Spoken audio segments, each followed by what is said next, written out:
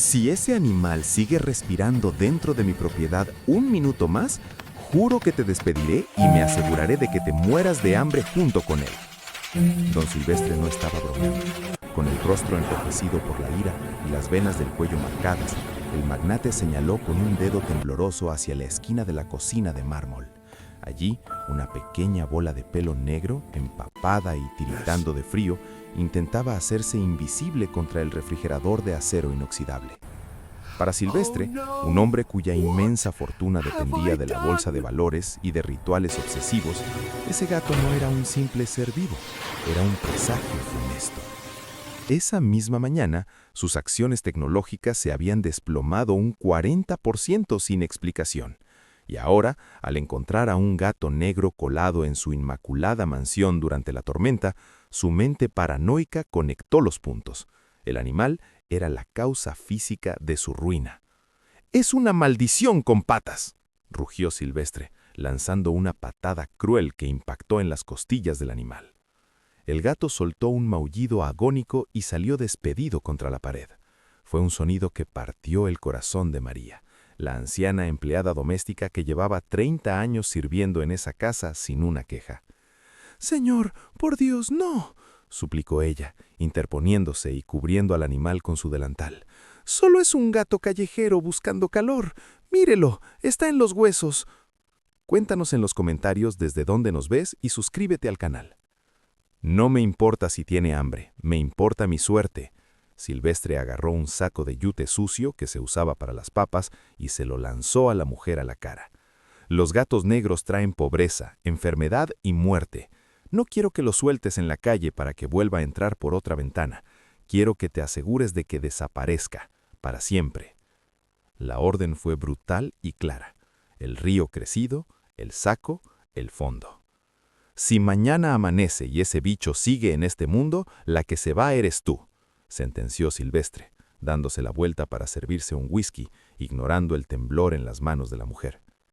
Bajo una lluvia torrencial que parecía llorar con ella, María caminó hacia el viejo puente de piedra en el límite de la finca. El viento aullaba, empujándola hacia la barandilla resbaladiza. En sus manos, el saco se movía suavemente.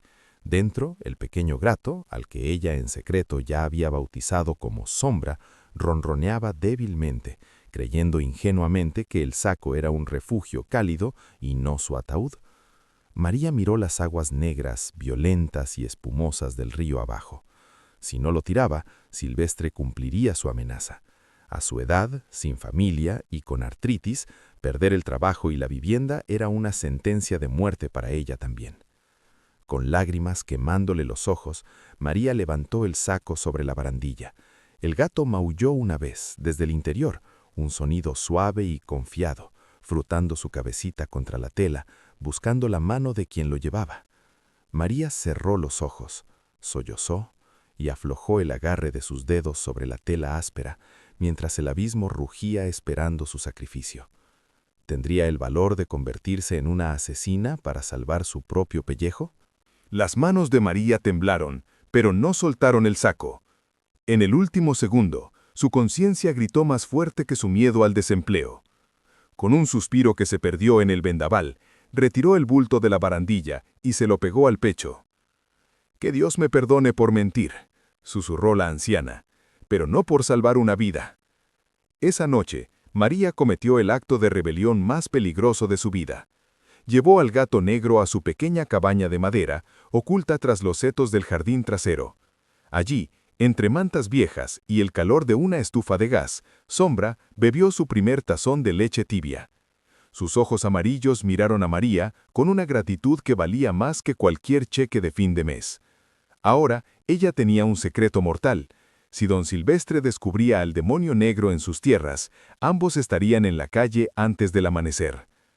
A la mañana siguiente, la mansión amaneció con un alboroto inusual. Una limusina negra se detuvo en la entrada principal. Don Silvestre bajó de ella con una sonrisa triunfal, sosteniendo 2 transportines dorados con incrustaciones de terciopelo. «¡María!», gritó el magnate, radiante. «¡Ven a conocer a los salvadores de mi fortuna!». Silvestre abrió las jaulas y de ellas salieron 2 gatos persas de un blanco inmaculado, esponjosos como nubes y con narices chatas y arrogantes. Te presento a Diamante y Perla. Me han costado $10,000 cada uno. Son de linaje real, anunció Silvestre, acariciando el pelaje sedoso. El blanco atrae la pureza, la luz y el dinero. Justo lo contrario que esa rata negra que tiraste al río anoche, ¿verdad? María tragó saliva y asintió, bajando la vista para ocultar la culpa. Sí, señor, el río se lo llevó. Durante la siguiente semana, la injusticia se volvió dolorosa de ver. Mientras Sombra vivía en las sombras de la cabaña, comiendo sobras de pescado a escondidas y cazando insectos para pagar su alquiler, los gatos blancos vivían como emperadores. Dormían en cojines de seda importada, comían salmón noruego fresco en platos de cristal y ni siquiera se dignaban a mirar a los humanos. Eran hermosos, sí, pero profundamente inútiles. Pasaban el día durmiendo o lamiéndose, indiferentes al mundo. Sin embargo, la mala suerte de Silvestre no parecía irse.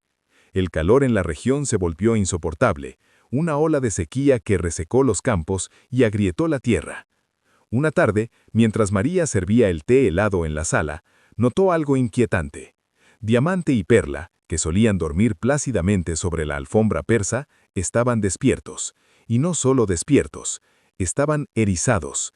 Los dos gatos blancos retrocedían lentamente hacia la pared, con las orejas pegadas al cráneo, bufando con terror hacia una rejilla de ventilación oscura que conectaba con el sótano fresco de la casa. No era un bufido de ataque, era un bufido de pánico absoluto. Silvestre se rió desde su sillón. «Mira eso, María. Hasta mis gatos sienten la energía negativa saliendo de la casa. Están limpiando el aura». Pero María, que conocía a los animales mejor que nadie, sintió un frío en la espalda a pesar del calor. Los gatos no estaban limpiando el aura, estaban oliendo a un predador. Algo había entrado por el sótano buscando refugio del calor abrasador, algo que los gatos de $10,000 temían demasiado como para enfrentar. La noche cayó sobre la hacienda, densa y sofocante. La ola de calor no daba tregua ni siquiera a la luz de la luna, convirtiendo el aire en una sopa espesa y caliente. En su dormitorio climatizado, don Silvestre sonrió por primera vez en semanas. Miró la pantalla de su teléfono. Las acciones asiáticas acababan de abrir al alza. Un repunte del 5%. «Lo sabía», murmuró, sirviéndose una última copa de coñac. «Todo era culpa de esa bestia negra. En cuanto salió de mi casa, el dinero empezó a volver». Silvestre se durmió con la sonrisa de un hombre que cree haber comprado su destino, convencido de que sus dos gatos blancos, Diamante y Perla, montaban guardia espiritual en el salón, protegiendo su hogar de las malas vibras. Pero abajo, en la oscuridad del salón principal, la realidad era muy distinta. Los gatos de $10,000 no estaban patrullando. Estaban hechos un ovillo tembloroso debajo del sofá de cuero, con los ojos desorbitados y las vejigas sueltas del miedo. No eran guardianes, eran adornos cobardes que sabían que algo acababa de romper el perímetro de seguridad. En el silencio sepulcral se escuchó un clic metálico. Era la rejilla de ventilación del suelo, esa a la que los gatos habían bufado horas antes. Un tornillo, oxidado por la humedad del sistema de aire, cedió. La rejilla se levantó unos milímetros, empujada desde abajo por una fuerza muscular lenta y silenciosa. No era un espíritu, ni mala suerte, ni un fantasma. Era biología pura y letal. Una cabeza triangular, cubierta de escamas del color de la tierra seca, emergió de la oscuridad del conducto. Una cobra real, desorientada por la sequía y buscando desesperadamente una fuente de agua o calor, se deslizó hacia la alfombra persa. Medía casi 2 metros. Su lengua bífida probó el aire acondicionado, detectando el aroma a leche tibia y vida que venía de los pisos superiores. El sistema de seguridad de la mansión, que había costado una fortuna y contaba con sensores de movimiento láser calibrados para humanos, permaneció en silencio. La serpiente se movía demasiado lento y demasiado pegada al suelo para activarlo. La mala suerte real acababa de entrar, y los únicos que lo sabían estaban escondidos bajo el sofá, demasiado aterrorizados para emitir un solo maullido de advertencia. La cobra, ignorando a los gatos blancos, se dirigió hacia las escaleras de mármol. Reptó escalón por escalón, hipnótica y letal, guiada por el calor corporal que emanaba de las habitaciones. Al llegar al pasillo de la planta alta, tuvo dos opciones: la puerta cerrada de don Silvestre o la puerta entreabierta al final del pasillo, la habitación del bebé, donde el hijo menor del magnate dormía plácidamente con un brazo colgando fuera de la cuna. Te agradecería que te gustase este video y te suscribieras al canal. En la habitación del pequeño Leo, el hijo de 1 año de don Silvestre, reinaba una paz engañosa. El suave zumbido del monitor de bebés y la luz tenue de una lámpara con forma de estrella creaban una atmósfera de seguridad absoluta. Una seguridad por la que Silvestre había pagado miles de dólares en alarmas perimetrales y cristales blindados. Pero la muerte no necesitaba romper un cristal. Ya estaba dentro. La cobra real se deslizó por la alfombra de lana virgen sin hacer el más mínimo ruido. Su cuerpo largo y musculoso brillaba bajo la luz nocturna. Guiada por el calor, ignoró los juguetes caros tirados en el suelo y se dirigió hacia la única fuente de calor vivo en la habitación, la cuna de madera noble. En el pasillo, Perla, una de las gatas persas blancas, observaba la escena desde el umbral. Sus instintos felinos, aunque embotados por generaciones de crianza selectiva para la belleza, le gritaron que allí había un depredador alfa. Pero en lugar de bufar, atacar o correr hacia la habitación de su amo para alertarlo, la gata hizo lo único que sabía hacer: sobrevivir sola. Dio media vuelta y huyó en silencio hacia el cuarto de lavado, escondiéndose detrás de la secadora. En su huida, su cola rozó un jarrón de porcelana en el pasillo. ¡Clink! El sonido fue leve, pero suficiente para despertar a don Silvestre en la habitación contigua. El magnate se incorporó en su cama king size, frotándose los ojos. Miró el reloj, las 3:15 a.m. ¿Qué fue eso?, murmuró, estirando la mano hacia la tablet que controlaba la Smart Home. Encendió las cámaras de seguridad. La pantalla mostró el pasillo vacío. Luego cambió a la cámara de la habitación del bebé. La imagen en visión nocturna era verdosa y granulada. Silvestre entrecerró los ojos. Todo parecía en orden. Leo dormía hecho un ovillo. Sin embargo, en la esquina de la cuna había una forma extraña, como una sombra alargada sobre los barrotes. «Debe ser la manta que se cayó», razonó Silvestre, bostezando. Su arrogancia le jugó la peor mala pasada de su vida. Se dijo a sí mismo que si hubiera peligro real, sus gatos de $10,000 estarían aullando o la alarma de movimiento habría sonado. Confió en su dinero en lugar de levantarse a revisar. «Todo está bien. Mi casa es una fortaleza», se dijo, apagando la tablet y volviendo a acomodar la almohada. Fue el error fatal. En la habitación del bebé, la manta se movió. La cobra ya no estaba en los barrotes. Se había deslizado dentro de la cuna, sobre el colchón suave. El bebé, sintiendo algo frío rozando su pierna, se movió en sueños y soltó un pequeño suspiro, estirando su manita regordita. La mano del niño golpeó suavemente las escamas de la serpiente. La reacción del reptil fue instantánea. Se irguió, levantando el tercio superior de su cuerpo. Su capucha se desplegó con un siseo que heló el aire. La cabeza de la cobra quedó suspendida a solo 10 centímetros de la cara del bebé, balanceándose, esperando un solo movimiento brusco más para inyectar una dosis de neurotoxina capaz de matar a un elefante. A 200 metros de la mansión, en la seguridad de la pequeña cabaña de madera, el silencio se rompió de golpe. Sombra, que dormía a los pies de la cama de María, se despertó como si le hubieran dado una descarga eléctrica. No hubo un despertar lento ni estiramientos perezosos. En un segundo, el gato negro estaba de pie, con el lomo arqueado en una curva imposible y el pelaje erizado como agujas de alambre. Sus pupilas, normalmente 2 ranuras finas, se habían dilatado hasta convertir sus ojos amarillos en 2 pozos negros de terror y alerta absoluta. María se despertó sobresaltado por el sonido de un bufido gutural, un sonido primitivo que nunca había escuchado en un gato doméstico. «Sombra, ¿qué te pasa?», susurró la anciana, encendiendo una vela temblorosa. «Shh, vas a despertar al patrón». Intentó acariciarlo para calmarlo, pero Sombra, el animal que había sido puro amor y gratitud durante una semana, le lanzó un zarpazo de advertencia al aire. No estaba agresivo con ella, estaba desesperado. Empezó a correr en círculos frente a la puerta cerrada de la cabaña, maullando con un tono grave y urgente, arañando la madera vieja hasta que sus garras empezaron a astillarse. «¿Quieres salir?», María miró por la ventana. «¡Estás loco! Si sales y el señor Silvestre te ve, te matará. No puedo dejarte ir». Pero el instinto de Sombra era más fuerte que cualquier cerradura. El gato olía algo que ningún humano podía detectar a esa distancia, el rastro metálico y frío de la muerte reptando en el aire estancado de la noche. Sentía la vibración del peligro acechando a la manada, que aunque lo había rechazado, él consideraba suya. En un descuido, cuando María entreabrió la puerta para revisar si había alguien fuera, Sombra vio su oportunidad.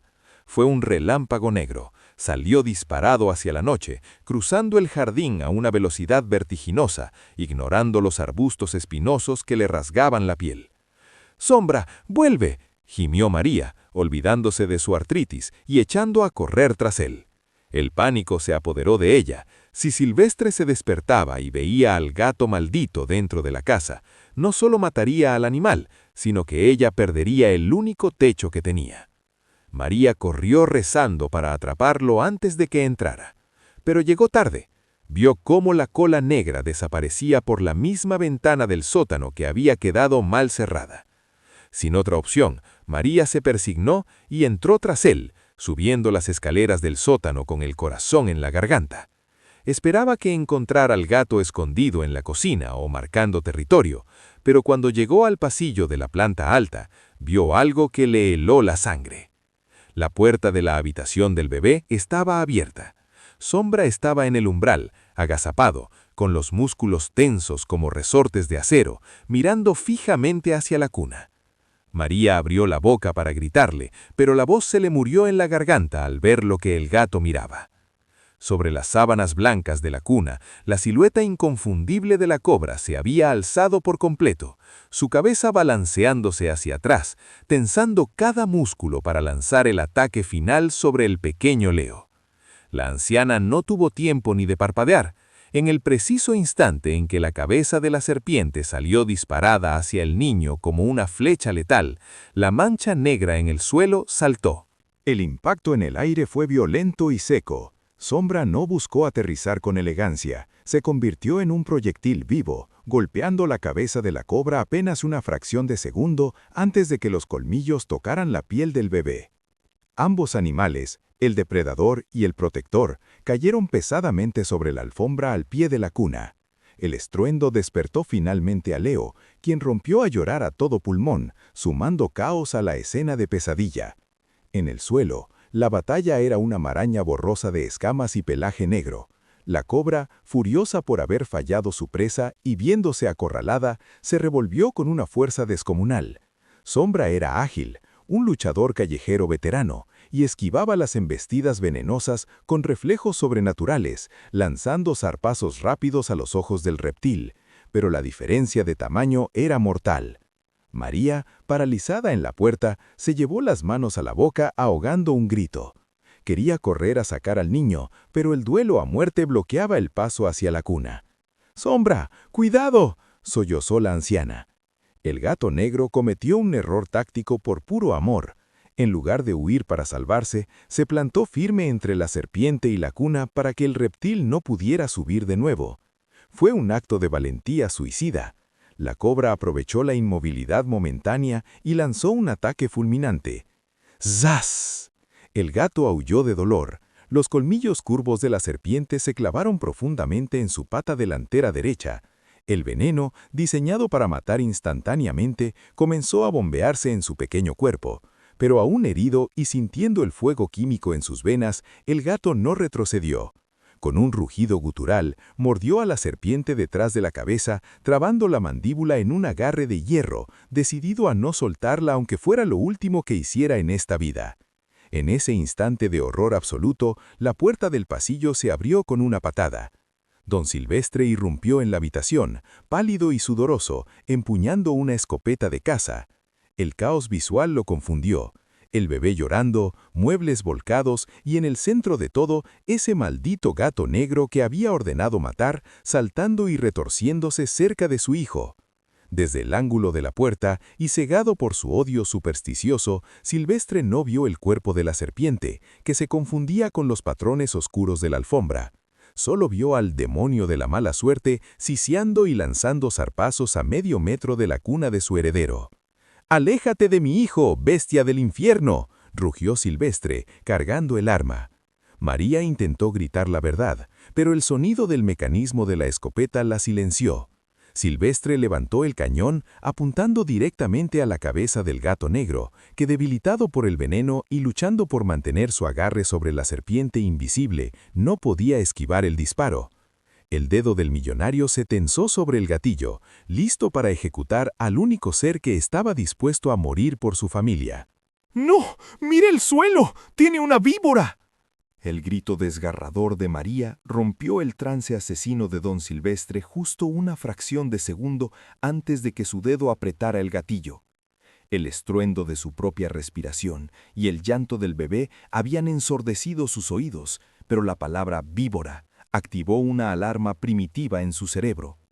Por instinto, o tal vez por intervención divina, Silvestre bajó la mirada unos centímetros, desenfocando al gato y enfocando lo que el animal tenía atrapado entre sus fauces.